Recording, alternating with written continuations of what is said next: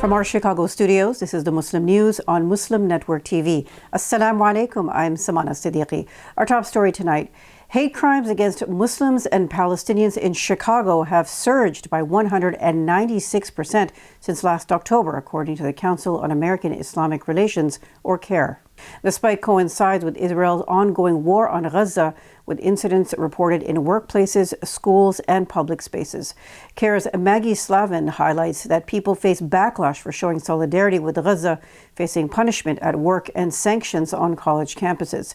Slavin criticizes inconsistent police responses, citing a recent attack on a Palestinian-owned cafe in Uptown that was not initially classified as a hate crime.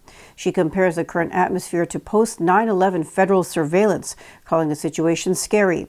She has also expressed frustration over the misuse of the term anti-Semitism to censor criticism of Israel's policies. A Jewish lawyer in Brooklyn, New York, is facing arson and criminal mischief charges. This is after James Carlson allegedly burned an Israeli flag during protests at Columbia University last spring. The demonstrations protesting Israel's ongoing war on Gaza have led to multiple arrests at various New York City campuses. Manhattan District Attorney Alvin Bragg announced the charges against Carlson, saying that his actions went beyond peaceful protest and that such unlawful behavior will not be tolerated. Carlson has also been accused of breaking into a university building and destroying a camera while in custody. He is the 9th person indicted in connection to the protests. Palestinians held a heartfelt memorial for Aisha Noor Agi, a 26-year-old American activist killed by Israeli forces in the West Bank. In her memorial procession in Nablus, her body was draped in a Palestinian flag and traditional keffiyeh scarf, symbolizing solidarity with the Palestinian cause. Agi was reportedly shot by Israeli forces during a demonstration in Beita near Nablus. Her body was later transferred for repatriation to Turkey, where she was born and her family had requested her burial. Agi had recently graduated from the University of Washington and was volunteering with the International Solidarity Movement, or ISM.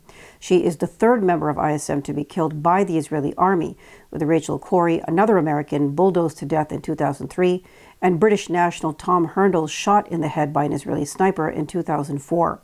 Israel's military has acknowledged Agi's death and said investigations are ongoing. In related news, the parents of Rachel Corrie have expressed their grief following the death of Turkish-American activist Aisha Noor Agi last week, who was shot by Israel during a demonstration near Nablus. Cindy and Craig Corrie say Agi's death brings back painful memories of their daughter's tragic loss. Rachel Corrie was a 23-year-old American activist killed by an Israeli military bulldozer in Gaza in 2003 as she attempted to use her body to stop the destruction of Palestinian homes.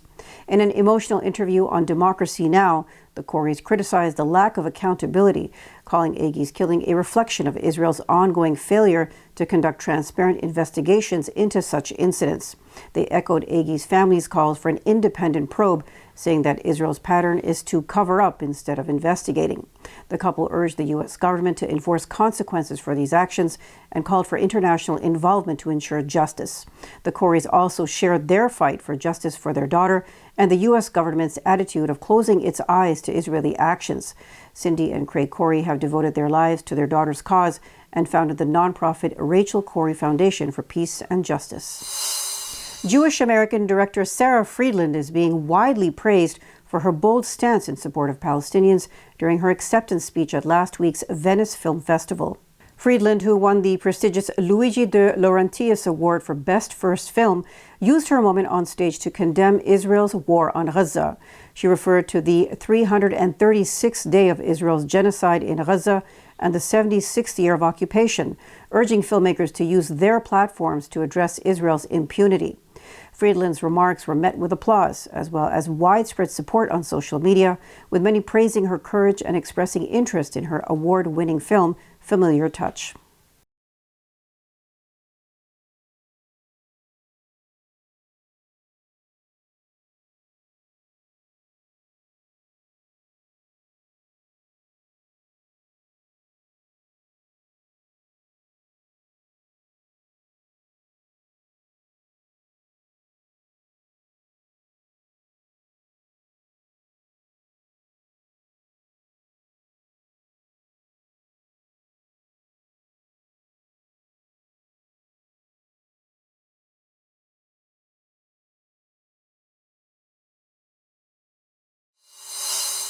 70% of the Palestinians killed by Israeli forces have been women and children, according to a report issued on September 5th by Gaza's media office. A total of 3,556 massacres have occurred, with over 40,800 dead and 10,000 still missing. Israel's war on Gaza has also killed nearly 1,000 medical and civil defense workers, as well as 172 journalists. Gaza's infrastructure has been heavily hit, with 280,000 homes destroyed and over 2 million Palestinians displaced. The humanitarian crisis has worsened as food and aid shortages escalate, with over 1 million Palestinians in Gaza left without rations in August. Israel has dropped over 80,000 tons of explosives over Gaza. Over 30 Palestinians have starved to death, according to the statement. The data came out shortly after UN spokesman Stefan Dujarric warned that the humanitarian situation in Gaza remains beyond catastrophic. In a powerful act of defiance, 18-year-old Israeli citizen Yuval Moav has been jailed for refusing to join the Israeli army. He says the ongoing war on Gaza is a genocide against civilians. Moav, who recently served a 30-day sentence, shared his determination to resist military enlistment as long as possible. He says he refuses to be an accomplice to genocide. Moav believes Israel's actions in Gaza, which have devastated the enclave and pushed Palestinians to starvation, are unjustifiable. He says he stands in solidarity with Palestinians and urges others in Israel to refuse compulsory military service. Despite his imprisonment, Moav remains committed to his stance, joining a small but vocal group within Israel opposing the military's war. Moav warns participating in the army now would be a lifelong stain on anyone's conscience. Israel has killed more than 40,000 Palestinians since last October. A report in July published in the British medical journal The Lancet estimated the number may actually be as high as 186,000. The majority of the victims of Israel's war on Gaza, 69%, have been women and children, according to data released by Gaza's government media office. Israel stands accused of genocide at the International Court of Justice. In the last 24 hours, Israeli airstrikes have killed 72 Palestinians and injured hundreds more across Gaza, according to local health authorities. The deadliest strike occurred near Khan Yunis, where 40 people were killed and 60 wounded after Israel hit a tented encampment designated as a safe zone. It was home to many displaced Palestinians, further heightening concerns over civilian casualties. Survivors described the area being engulfed in flames following the attack, which left massive craters in the ground. Gaza's health ministry reports that 19 bodies were recovered from the Al-Mawasi area, which is also in Khan Yunis. Israel's military claims it was targeting a Hamas command center, but Palestinian sources reject this, calling it a clear lie. International bodies, including the Euro-Mediterranean Human Rights Monitor, stated that U.S.-made Mk-84 bombs were used in the strike. The weapon was previously supplied to Israel by the U.S. in large quantities. In addition to these casualties, 32 others were killed in separate strikes across Gaza. Last month, 100 people were killed when Israel struck a school where thousands of displaced people had sought refuge. Israel has killed at least 41,020 Palestinians and injured 94,925 so far in its war on Gaza. However, the British medical journal The Lancet in July estimated that the death toll could be as high as 186,000. Israel is accused of genocide at the International Court of Justice for its ongoing war on Gaza. New footage shows abuse of Palestinians in an Israeli prison. Details after the break, so stay tuned and we'll be right back.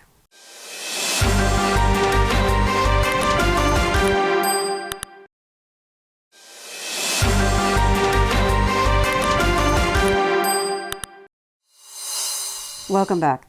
Footage released by Israel's Haaretz newspaper reveals Israeli security guards abusing Palestinian prisoners at the Megiddo prison in northern Israel. The video depicts a guard running a police dog on the hands of prisoners, some of whom were handcuffed and lying face down. Palestinian inmates said guards beat them in areas without camera coverage.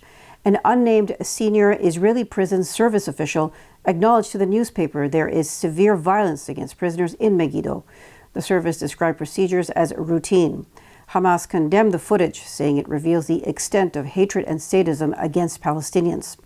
The Palestinian resistance group says more than 60 Palestinians have died in prisons from starvation, torture, and medical neglect. Rohingya rights activist Nay San Luin has warned that Rohingya Muslims risk losing their homeland if the international community fails to intervene. With 600,000 Rohingya remaining in Burma's Rakhine state, Lewin highlighted ongoing atrocities. These include forced displacements and killings by the Burmese army, as well as a rebel outfit, Arakan Army. He notes that more than 10,000 people have fled to neighboring Bangladesh in the last week alone.